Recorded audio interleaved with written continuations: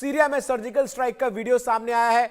Israeli सेना ने video जारी कर ईरान की मिसाइल फैक्ट्री को तबाह किया है। सीरिया में 4 महीने पहले सर्जिकल स्ट्राइक हुई थी, जहां सीरिया में घुसकर सर्जिकल स्ट्राइक की गई थी। इजराइल के 120 कमांडो ने इस ऑपरेशन को अंजाम दिया था।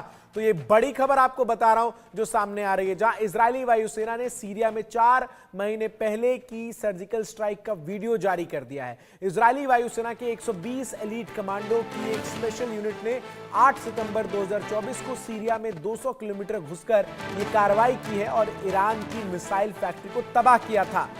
ये हमला जो है वो जिस तरीके से इजराइल पर ताबड़तोड़ रॉकेट ईरान ने दागे थे, उसके जवाब में किया गया था। इजरायली सेना के मुताबिक ईरान ने पश्चिमी सीरिया के मस्फाया इलाके में पहाड़ को खोदकर अंडरग्राउंड मिसाइल फैक्ट्री बनाई थी। यहां से किलर मिसाइलें बनाकर उसे लेबनान में हिजबुल्ला और असद की सेना को दिया जाता था। सवाल यह है कि क्या इसी वजह से डर कर राष्ट्रपति असद रूस से भाग गए हैं?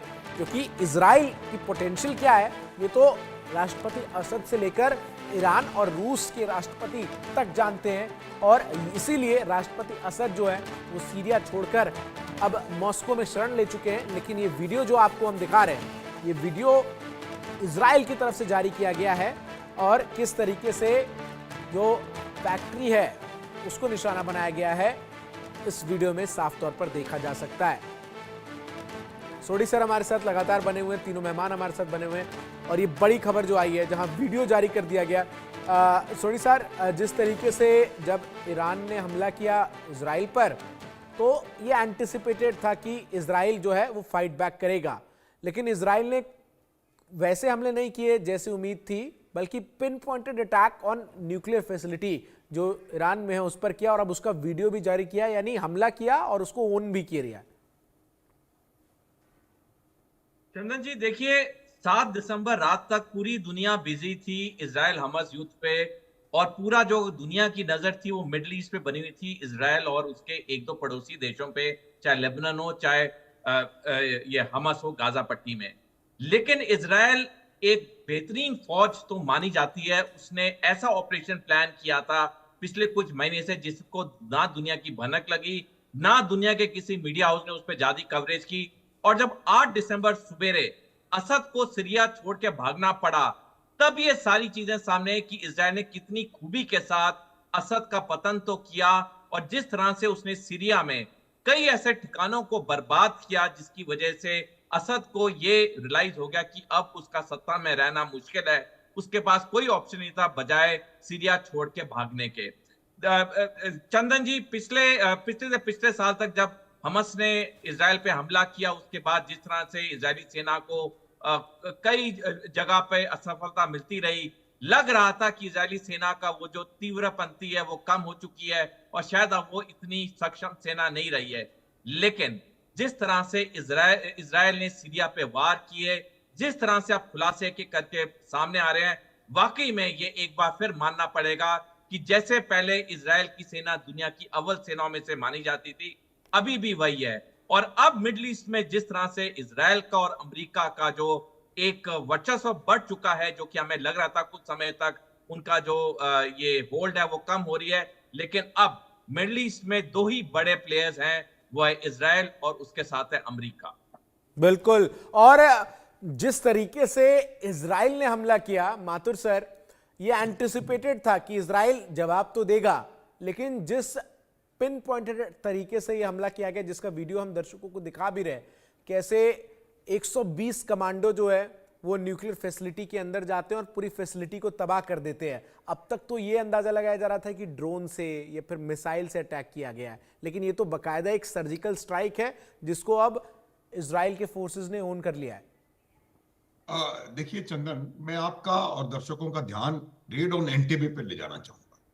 इजराइल से 4000 किलोमीटर दूर, आज से 40 बरस पहले इजराइल ने जाकर के वहां पर एकदम ऐसी जबरदस्त रेड करी, पूरी की पूरी वायुसेना के जितने भी जहाज वहां पर थे उनका समाप्त कर दिया, अपने होस्टेजेस को वहां से छुड़ाया, और एक कैजुअलिटी जो कि नेतन्याहू के बड़े भाई थे, उनके अलावा सारी स्क्रैच फ्री फोर्स वापस आ गई। वही का वही काम उन्होंने अभी करके दिखाया है। आप न केवल इसको देखें इस अटैक को, बल्कि कैसे याहिया सिनवार को मारा, कैसे उन्होंने एक एक करके single pin pointed attack, pin pointed, एक ऐसे समय पर ईरान की राजधानी में जाकर के उन्होंने एक व्यक्ति को चुना, एक जगह जाकर के एक रॉकेट से उसका खात्मा किया। ये बहुत जबरदस्त प्रोफेशनलिज्म का को दर्शाता है। इजराइल की आर्मी आज भी, आज से पहले भी थी, आज भी है और हमेशा रहेगी, सबसे प्रोफेशनल आर्मी है वर्ल्ड की। वो कभी भी कहीं भी कोई गलत जगह आप उनको फंसते हुए नहीं देखेंगे।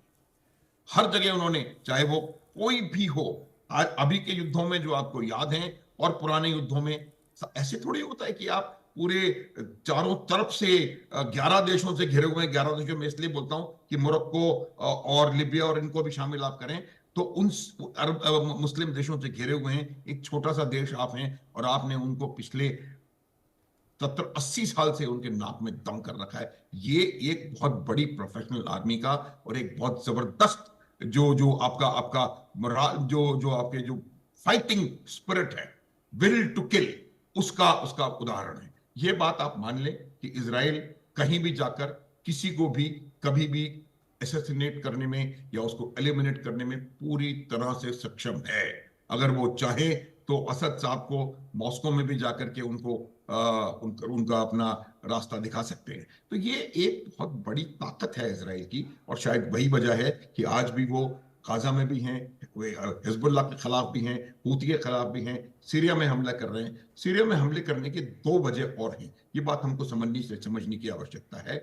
सीरिया जो है वो एक बहुत बड़ा रूट है ईरान के लिए अपने प्रॉक्सीज को मैन मटेरियल और को सप्लाई करने के लिए, उसको वो ब्लॉक करना चाहते हैं परमानेंटली। और सीरिया के बीच में ईरान के बहुत सारे इसी प्रकार के जो उनके इंस्टीट्यूशंस बने हुए हैं, फैक्ट्रीज बनी हुई है, उनके जो प्रोडक्शन एरियाज हैं, उनको एक एक करके वो टारगेट करके उनको समाप्त करेंगे। ये एक बहुत बेहतरीन तरीका है ईरान के ऊपर डायरेक्ट हमला ना करते। मैं आप क्लोजिंग कमेंट्स की तरफ बढ़ता हूं। बिल्कुल आपने वैलिड पॉइंट बताया। मनन द्विवेदी साहब, ये जो खबर सामने आई कि इजराइल ने, जो अब तक ये लग रहा था कि एयर स्ट्राइक की थी, बल्कि वहां पर बाकायदा सर्जिकल स्ट्राइक कर दी है, और 120 कमांडोज जो हैं वो पहुंचकर किस तरीके से न्यूक्लियर प्लांट्स को तबाह कर चुके हैं, उसकी ये तस्वीरें भी अब सामने आ गई हैं सीरिया से। मैं यहाँ पर ये बोलना चाहूंगा कि जैसे कि जनरल साहब ने भी कहा, तो अभी जैसे मुझे पता नहीं बाकी लोगों का वीकेंड है कि नहीं, पर क्योंकि मेरा फ्राइडे है, मेरा वीकेंड है, तो मुझे एक फिल्म की याद आती है, विक्ट्री एट एंटीबी, जिसके बारे में बात कर रहे थे अभी हमारे मिलिट्री महोदय। तो उसमें मैं यही बोलूंगा कि सर्जिकल स्ट्राइक एक ऐसा इंस्ट्रूमेंट है, एक ऐसा वेपन ऑफ वॉरफेयर है, जिसका इस्तेमाल इजराइल की प्रोफेशनल और बहुत स्ट्रॉन्ग आर्मी कई वर्षों से यूज करती आई है। उसमें हम ये पाएंगे कि एक ट्रांसपोर्ट प्लेन था जो तेल अवीव से उड़ के पेरिस जा रहा था, और उसमें बहुत सारे ज्यूज थे। तो वहां पर एडिस अबाबा में, शायद इथियोपिया में, जब वहां पे रूल करते थे ईदी अमीन, ये बड़ा मुख्य चीज है जिसके बेसिस पे हम लोग सर्जिकल स्ट्राइक को समझ सकते हैं। ये आतंकवाद के विरुद्ध, कट्टरवाद के विरुद्ध और वहाबी टेररिज्म के विरुद्ध इजराइल ने स्टेप लिया, और शायद एक ही उनका हॉस्टेज मारा गया और शायद एक ही कैजुअलिटी आई, पर मोसाद के एजेंट्स और इजराइल के कमांडोज ने जाकर वहां पर अचानक से अटैक किया और वहां पे अपने ज्यूज को बचा के ले आए। तो सबसे बड़ी बात है कि इजराइल इस तरीके की ताकत को, इस तरह के सर्जिकल प्रिसीजन को और इस तरह की मिलिट्री इंटेल को लेकर शुरू से बड़ा बिल्कुल, और इजराइल जो है वो ओन अप भी करता है, वो केवल हमला नहीं करता है बल्कि उसके बाद ओन अप भी करता है, और ओन अप करते हुए जो सबूत रखता है वो फिर पूरी दुनिया देखती रह जाती है, जैसे ये वीडियो है जो अब सामने आया है। बहुत बहुत शुक्रिया आप तीनों मेहमानों का हमें समय देने के लिए और हमारे साथ आज की इस चर्चा का हिस्सा बनने के लिए। और बात जहां पाकिस्तान से शुरू हुई कि आखिर कितना चुनौतीपूर्ण रहने वाला है पाकिस्तान के लिए इस साल, तो वहीं इजराइल और मिडिल ईस्ट भी इस साल जो है वो जंग का एक अखाड़ा जिस तरीके से बना हुआ है, क्या कुछ होगा ये देखना अहम रहेगा।